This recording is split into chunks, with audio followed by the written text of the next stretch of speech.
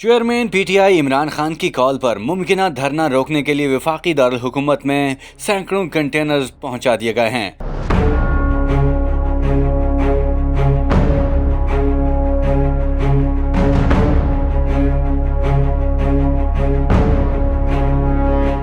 اسلام آباد پولیس نے 1100 سے زائد کنٹینرز اکٹھے کر لیے۔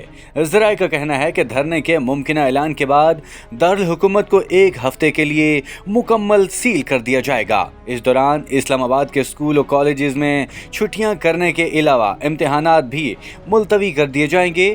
اسلام آباد پولیس کو 25,000 کی اضافی نفری فراہم کی جائے گی، جبکہ ان کے پاس 50,000 ربڑ کی گولیاں بھی ہوں گی۔ سیکیورٹی اداروں کو 60,000 سے زائد آنسو گیس کے شل فراہم کر دیے گئے ہیں۔ ساتھ ہی اسلام آباد پولیس کو 10 ڈرون بھی فراہم کیے جائیں گے، جن کے ذریعے شل مظاہرین پر پھینکے جا سکتے ہیں۔ دھرنا ناکام بنانے اور کسی بھی قسم کی ممکنہ ہنگامہ آرائی روکنے کے لیے پہلی مرتبہ ہیلی کاپٹر بھی استعمال کیا جائے گا۔ اس سلسلہ میں سیکیورٹی اداروں نے پی ٹی آئی کے فنانسرز کی گرفتاریوں کے لیے لسٹیں تیار کر لی ہیں۔